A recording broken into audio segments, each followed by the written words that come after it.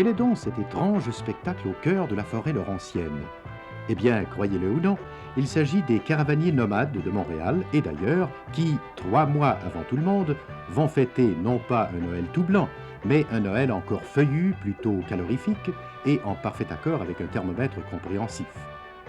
Sur ce terrain de camping caravaning situé non loin de Rawdon, nous sommes au contrefort des Laurentides, donc les premiers arrivés de ces étonnants nomades ont déjà commencé les préparatifs de réception pour leurs collègues itinérants. Oui, ces amis de la vie au grand air, sitôt qu'ils le peuvent, quittent les tranchées d'asphalte de nos grandes villes pour enfin respirer de l'air pur.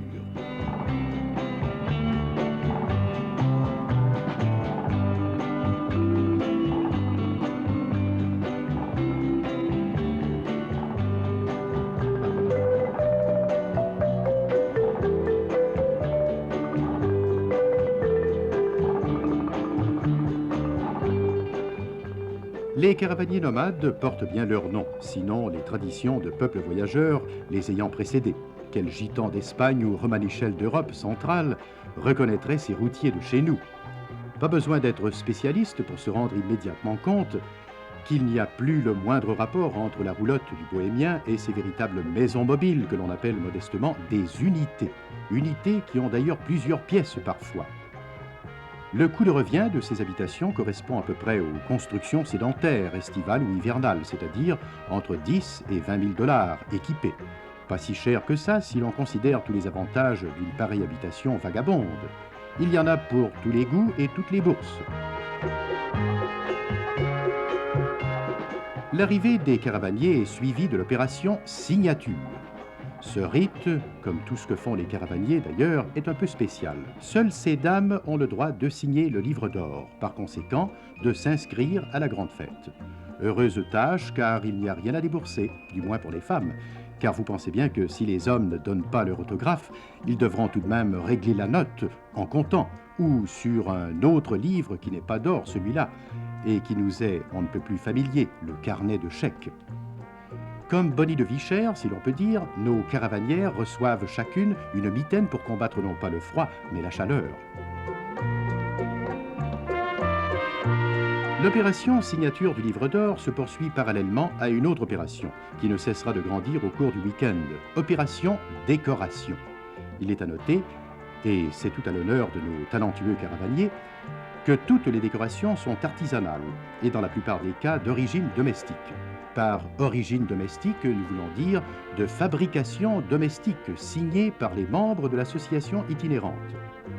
Il est bien entendu par ailleurs que le système d'éclairage est du type commercial courant, et ce pour se plier aux élémentaires règles de prudence exigées par toutes les municipalités ou terrains de camping caravaning du Québec.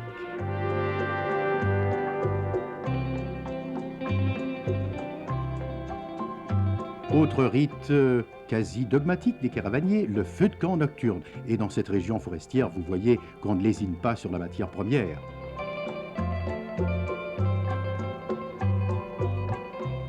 Le pré-réveillon, car il y aura réveillon, n'en doutez pas, va se dérouler tout au cours de cette mi-temps de Noël des caravaniers. Bien que cette association soit jeune, les coutumes, nous oserons dire même la tradition, est déjà bien installée. Ainsi, cette visite de roulotte en roulotte où café, thé, amuse-gueules, savants ou originaux, sans parler d'autres boissons plus potentes bien sûr, sont servis avec la générosité qui caractérise les nomades québécois.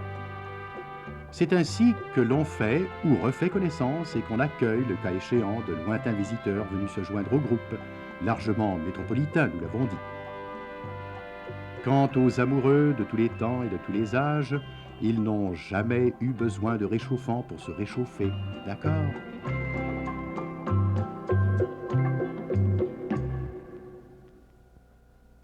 Grand matin sur le terrain et corvée, traditionnelle aussi, de la préparation du gigantesque feu de camp de cette fête de Noël.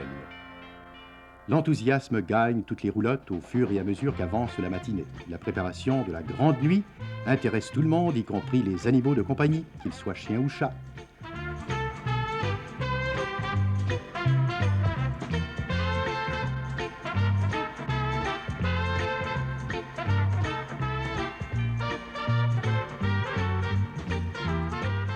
Au fait, la mascotte de l'association s'appelle, on s'en serait douté, Nomade.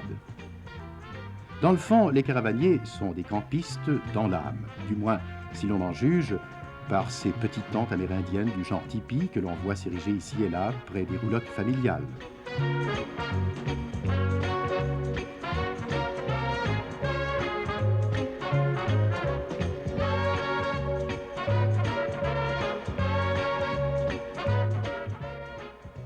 Il n'y a pas que le feu de camp à confectionner. Croirez-vous, les caravaniers possèdent même leur académie de coiffure du plein air. Bon bigoudi, madame. Dans quelques minutes, le Père Noël en personne, tenez-vous bien, va s'adresser aux enfants par le truchement des ondes. Nous avons avec nous en studio le Père Noël. Nous avons également Ginette Gauthier qui est la fille des étoiles. Maintenant, on a le Père Noël. Il va peut-être lui demander de saluer les jeunes qui sont sur le... Bonjour les petits enfants de la région de Joliette. Je suis heureux de faire votre connaissance. J'espère vous rencontrer très bientôt. J'ai une foule de bagages nouveaux pour vous cette année, mes petits enfants. Mes petits lutins ont travaillé durant toute l'année très fort. Et si vous avez été sages, je crois que vous serez récompensés grandiosement. Maintenant, bon Père Noël, je pense que vous partirez tantôt en direction de Rawdon. Est-ce que les jeunes là-bas vous attendent? Ils sont peut-être à l'écoute en ce moment. En effet, j'ai entendu dire qu'il y avait une fête de Noël du campeur à Rawdon au domaine Val-Pont-Brillant. J'espère que les petits-enfants vont être là pour recevoir leur bon vieux Père Noël.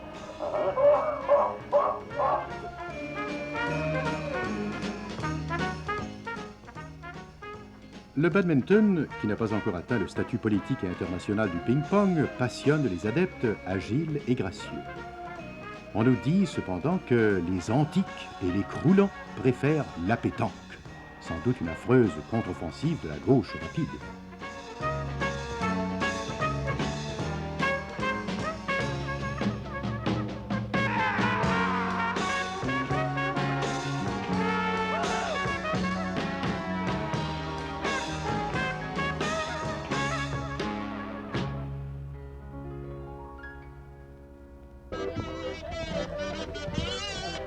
Comme pour les roulottes, la force motrice est décidément vapeur. Les rênes sont sous le capot. Et le Père Noël fait son apparition en wagonnette, accompagné cependant, et comme il se doit, par l'inévitable, mais qui voudrait l'éviter, fée des étoiles, ces lutins non syndiqués et ces bouffons dont le statut social n'a pas encore été déterminé, du moins pour le moment.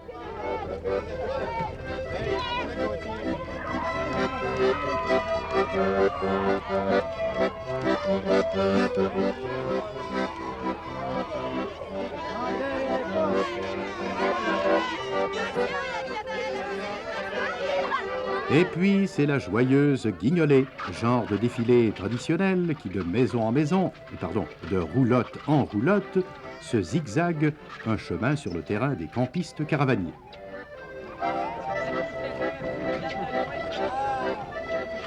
Et la mascotte Nomade, vous pensez bien, est de la fête.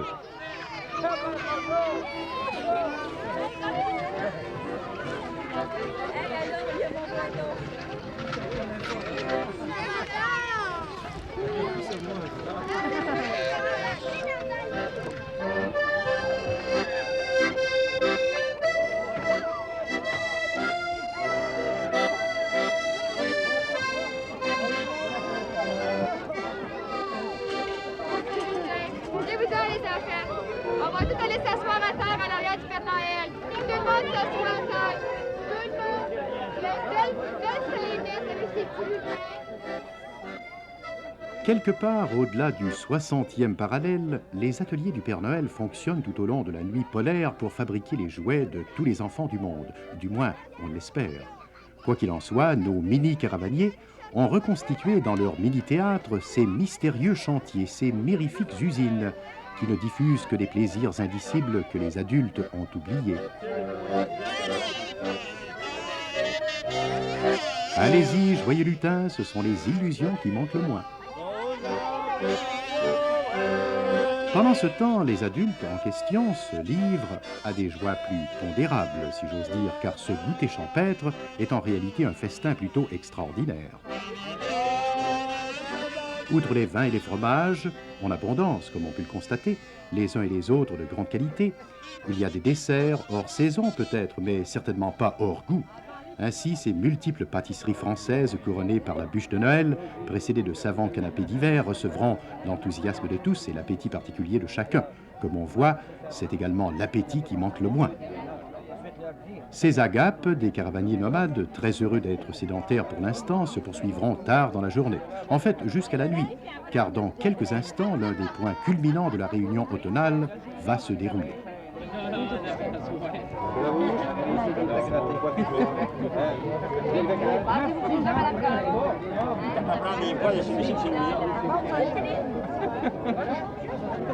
Lise va t'en garder un. Je ne mangerai pas celui-là.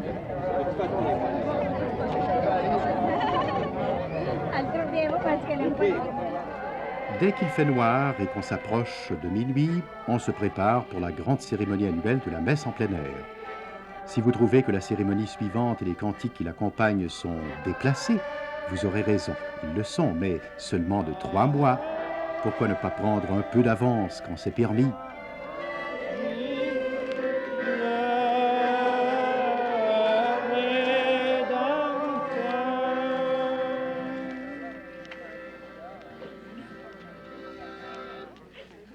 À la place du gloire à Dieu, nous savons que c'est le chant qui a été entonné par les anges dans la nuit de Noël.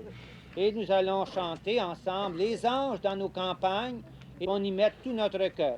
Les anges dans nos campagnes ont entonné l'hymne des cieux et l'écho de nos montagnes redit ce chant mélodieux.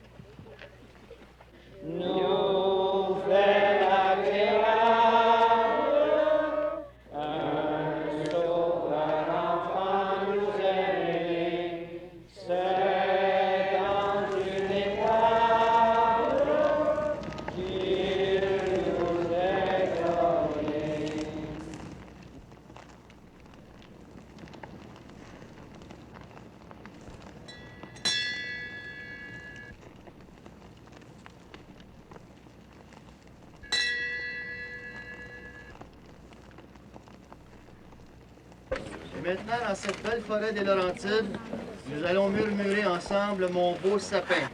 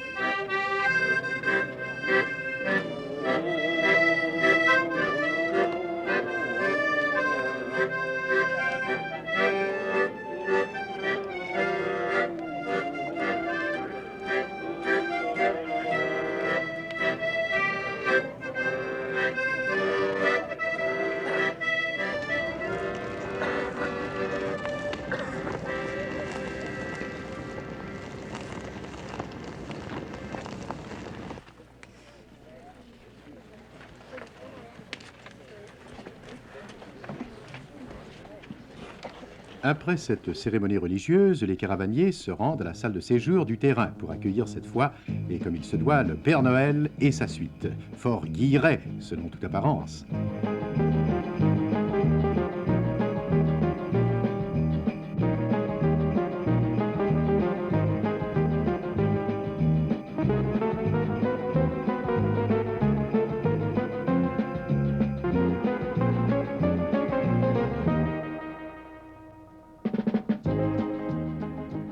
Et c'est dans l'euphorie générale la remise des cadeaux.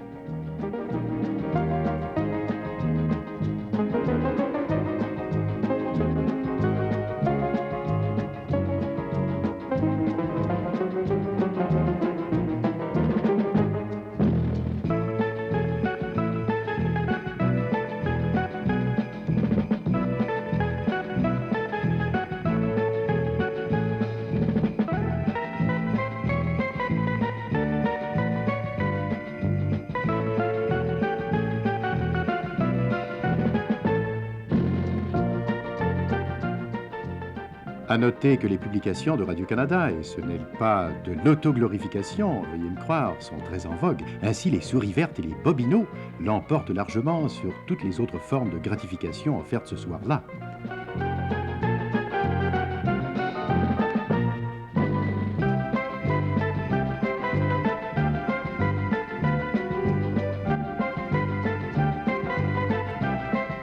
Quant au Père Noël, il ne se plaindra sûrement jamais d'être bénévole puisque son salaire consiste en une généreuse pluie de baisers aussi spontanés que bien sentis. Les joues du Père Noël ne sont donc pas maquillées comme le veut la légende contemporaine, mais gercées par les multiples baisers des plus jeunes et par le plaisir de recevoir le bonsoir de ses charmantes mamans. Et c'est le fantastique réveillon tant attendu, non seulement de ceux qui le goûtent et le consomment, mais aussi de ceux qui l'ont préparé. Car chaque membre de l'association des caravaniers nomades est responsable du déroulement de cette soirée. L'effort est communautaire et selon le talent des participants, les plats les plus délicats ou les plus consistants furent préparés. Chaque roulotte a contribué à une présentation quelconque dans cette imposante addition de réussite gastronomique. D'où, bien sûr, l'extrême variété des plats offerts à nos réveillonneurs. En regardant ces souris ravis et ces regards brillants, on ne saurait douter de l'opération gastronomique en cours, ni du succès de cette réunion. Ça ne vous donne vraiment pas l'eau à la bouche?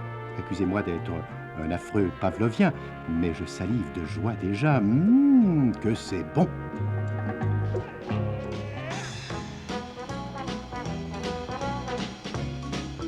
Ainsi prend fin le Noël des caravaniers nomades du Québec. Comme il se doit, ça se termine dans les bras les uns des autres, et c'est en ondulant au rythme de cet orchestre champêtre que cette nuit s'achève. Si les pas ne sont pas ce qu'il convient d'appeler classiques, les sentiments le sont, et cette pré-Noël automnale nous le prouve, du moins si l'on se fie à ces images témoins. Ceci n'est qu'une mince facette des joies soi-disant secrètes de nos grands routiers québécois. Pensez-y. Ça vaut la peine de se renseigner. Serez-vous des nôtres? Nous sommes à votre entière disposition. De toute façon, la semaine prochaine.